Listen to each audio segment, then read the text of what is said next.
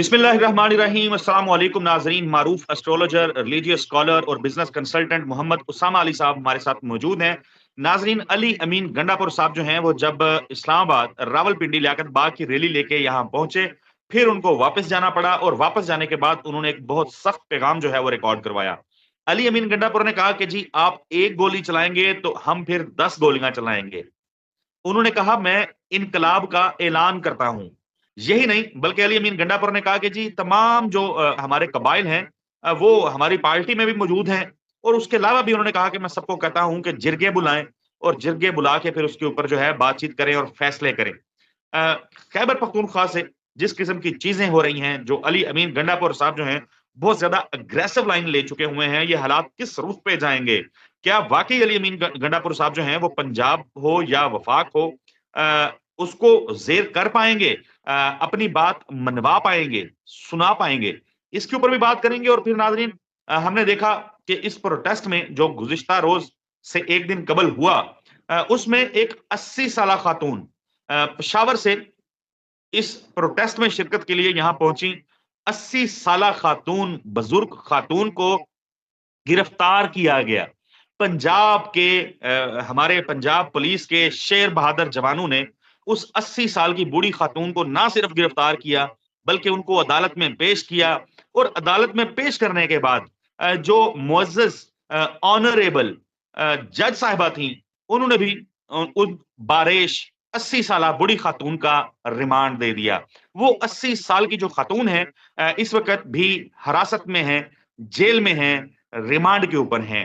80 साल की उम्र की माएँ जो हैं, उनको भी जब जेलों में डाला जाएगा, तो फिर क्या मैसेजिंग होगी?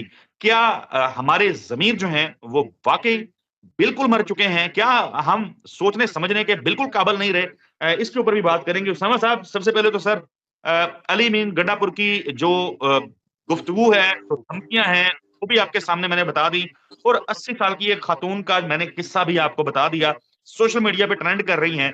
लोग तो भई वो लोग जो घरों में बैठे रहते हैं, कोई एहतजाज हो, अपने हक के लिए निकलना हो, मैं नहीं कहता कि पीटीआई का हो, पीटीआई के अलावा भी बहुत सारे एहतजाज होते हैं। लोग बाहर नहीं निकलते। 80 साला बूढ़ी खातून आई, गिरफ्तार हो गई हैं सर। जी, बिस्मिल्लाहिर्रहमानिर्रहीम, अल्हम्दुलिल्लाहि रब्बिल आलमीन, अल्लाहुम्मा सल्लि अला मुहम्मद व आले मुहम्मद। अली अमीन साहब तो वो सारी बातें कर रहे हैं कि जो हमने आज इस साल के शुरू में आपको बताई थी। कानून का हाथ में लेना, इख्तियारात का वो मरकज़ से दूर हो जाना, डिसेंट्रलाइज़ होना और अनरेस्ट, सोशल अनरेस्ट, बाग़ियाना रविश, रेबेलियस एटीट्यूड और सोशल अनरेस्ट, ट्रिगर हो जाना अवाम का। सारी बातें आप देख रहे हैं कि वो हो रही हैं।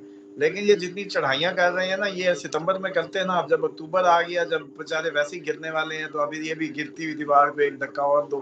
तो ये क्रेडिट गेम है असल में, कि जाती-जाती हुकूमत से जो है ना आखिरी वो फाइनल शॉट्स खेल रहे हैं वो एक्चुअली। कैश करा रहे हैं। इमरान खान से सीखा है उन्होंने भी ये कि किस तरीके से जो मीडिया और चीज़ों को अपने हक में किया जाता है, जो कि अब तक उनसे मेरा ख्याल है ज़्यादा इस पूरे खित्ते में कोई नहीं कर पाया। एक रोल मॉडल बन गए हैं कि किस तरीके से मीडिया पे बने रहना है, किस तरीके से मीडिया को अपने हक में करना है, ये इमरान खान पे ख़त्म था।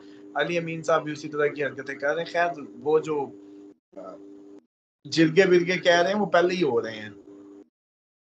और वो जिरगों में सूरत हाल वैसी पहले ही खतरनाक है और हीट डोज और सुबह की कोई अच्छी हालत वैसे ही नहीं है, लॉ एंड ऑर्डर को लेके भी, लोगों की ज़हनी हालत को लेके भी। तो ये जो लैंग्वेज है वो असल में वो तर्जुमानी कर रहे हैं जो कुछ वो जानते हैं असल में उस बुनियाद पे।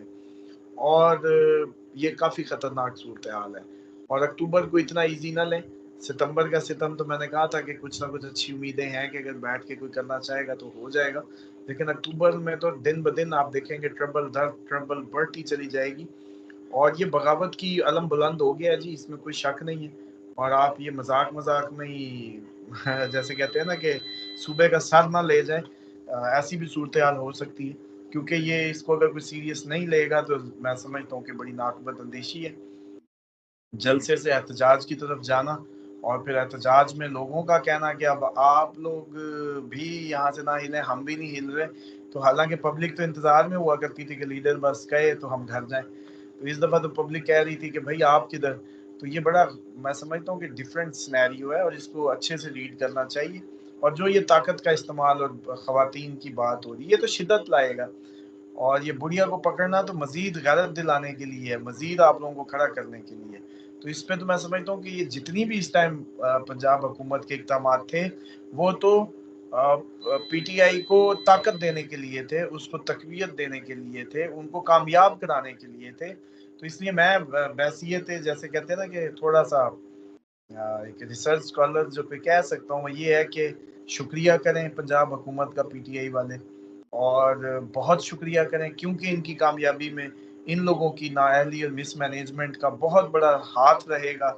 अगर ये लोग कोई बहुत बड़ी तहरीक इनिशिएट करने में कामयाब हुए, अपने लीडर को निकालने में, तो क्रेडिट नो डाउट पंजाब हुकूमत को जाएगा। उसकी मैं रीज़न बताता हूँ। आपने देखा होगा अखाड़े में जब उतरते हैं पहलवान, तो खून थोड़ा-सा ठंडा होता है, तो वो खुद अपने आप को मारने लगते हैं, और कोई बंदा बुलाते हैं, भाई थपकियाँ-शपकियाँ मारो, मुझे थोड़ा-सा जोश दिलाओ। तो मसला ये है, जितनी शेलिंग की गई है ना, वो तो लगता है कि पीटीआई को भरपूर चार्ज करने के लिए थी। बल्कि मुझे लगता है वो गली मोहल्ले के लोग भी अब पीटीआई के साथ होंगे जो न्यूट्रल थे या किसी और जमात में थे। क्योंकि इनको ये नहीं पता कि पाकिस्तानी ट्रेंड या कल्चर किस तरह प्रिवेल करता है। इधर तो एक हवा बनती है, वो फिर भूल जाते हैं कि पीटीआई या फलां, वो ज़िद में आ जाते हैं। तो ये तो हमारे माशरे को जानते हुए जैसे प्लान किया जा रहा है, शेल फेंक के, रबड़ बुलेट्स गलियों में, घरों की, लोगों की गलियों में घुसोगे तो वो भी पीटीआई के ही हो जाएंगे। मतलब आप लोगों को समझ ही नहीं आ रही कि आप लोग कर क्या रहे हैं। तो मुझे लगता है कि ये इनका मेहरबानी इन पे, पीटीआई पे, और ये जो एहतजाज है ये बढ़ेगा। पुलिस पहले ही ज़हनी तौर पे कोई इतनी ज़बरदस्त फॉर्म में नहीं होती, क्योंकि पुलिस, पब्लिक इदारे, ये सब आप हम एक ही होते हैं, और सब बदल चुके हैं, सब ज़हनी तौर पे चेंज हो रहे हैं। तो इसीलिए ऑर्डर उस तरीके से ओबे नहीं होते।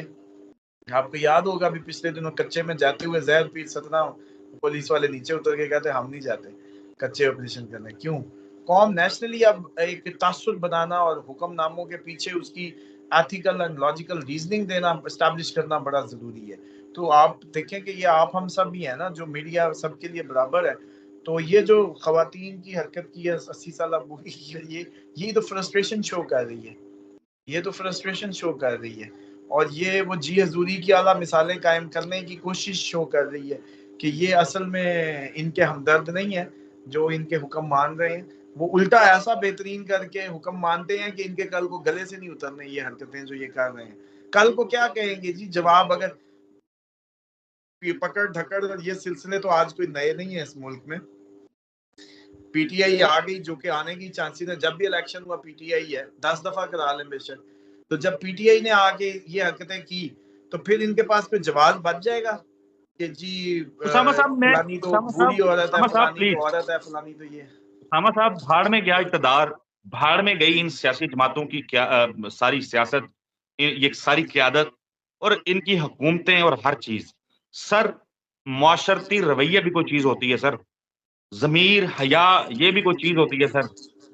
80 साल की खातून सर, बूढ़ी खातून, 80 साल, अ, रोशन जहां सर उनका नाम है, और उनके ऊपर जो एफआईआर काटी गई है वो दहशतगर्दी की एफआईआर काटी गई है सर। सर कभी तो हमें सोचना है ना, कभी कहीं तो ब्रेक लगनी है ना सर। नहीं, लेकिन कहीं नहीं सोचना, बहुत अच्छा हो रहा है। Everything is going in right direction, in right way. क्योंकि अब ये कौम कब तक ये करेगी? एक दफा अंधेरा तो फुल होना ही होना था, और फुल अंधेरे के बाद ही जुगनू चमकते हैं या सुबह का सितारा निकलता है। तो मैं समझता हूँ कि ये तो अब वो तारीख रात अभी अपनी अच्छे से मजीद प्रिवेल करेगी कुछ दिन, और फिर इसके अंदर से लाइट निकलेगी।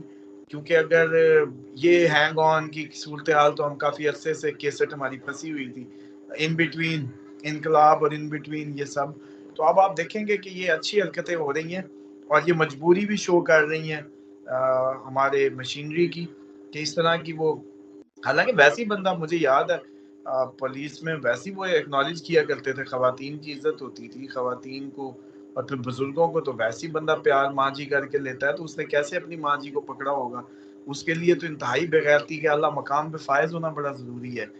वो कर भी क्या लेती? चलो जी, मान लो गालियां दे रही होगी, मान लो बड़ी कोई प्रोटेस्ट 80 साल क्या मार के उठा के कर लेती, चलो बहुत बुरी कोई वाकई कोई होगी, तो क्या वो किसी रॉ की एजेंट निकली? क्या मतलब कमाल ही है इनकी कि 80 साल को किस उसके लिए। लेकिन मैं समझता हूँ कि ज़हनी तौर पे मफलूज होना बहुत ज़रूरी है, ये सिस्टम का मफलूज होना बता रहा है, ये हरकतें, कि वो इतने अल्लाह मजबूर थे, क्या इतने मजबूर थे कि वो पाकिस्तान हाँ, की एथिक्स को भी कुर्बान करने पे हमारी जैसे कहते हैं। हमारी पुलिस में बेशक बहुत सारे अच्छे लोग भी मौजूद हैं, लेकिन पंजाब पुलिस ने तो अखीर ही की है सर। एक वाकया पंजाब में हुआ सर, मैं आपको जाते-जाते नाज़रीन के साथ शेयर करता जाऊँ। एक शख्स पुलिस की हिरासत में था, उस शख्स से उसकी 14 साला बेटी का फ़ोन नंबर लिया गया राब्ता करने के लिए, उसको बताने के लिए कि तुम्हारा बाप जो है वो यहाँ पे है, व्हाटएवर जो भी उनके साथ शेयर करना मकसूद था। 14 साल की उस शख्स की बेटी जो है उसको बुलाया गया और फिर उन्हीं एहलकारों ने 14 साल की मासूम का गैंग रेप किया। अल्लाह जाने ऐसे लोग, ऐसे किरदार जो हैं वो कब गारत होंगे, कब जो है अल्लाह का डर जो है इन लोगों के दिलों में इनके दिमागों पे आएगा, या पता नहीं। अल्लाह ताला ने रस्सी इतनी ढीली जो छोड़ दी है, तो क्या अज़ाब जो है इन लोगों के ऊपर बर्पा करने वाला है अल्लाह। अल्लाह ताला हिदायत दे जी। उसामा साहब आपका भी शुक्रिया कीमती वक़्त का। नाज़रीन दुआओं में पाकिस्तान को भी याद रखें, हमारे जो सब लोग अल्लाह हिदायत दे, हमें भी दे। एक चीज ऐड कर लें कि रस्सी खींचने का टाइम आया चाहता है, इसलिए परेशान ना हो। ये रस्सी ऐसी खींचेगी कि सांस तक बंद होके आंखें बाहर आ जाएंगी, ये वो टाइम आ गया।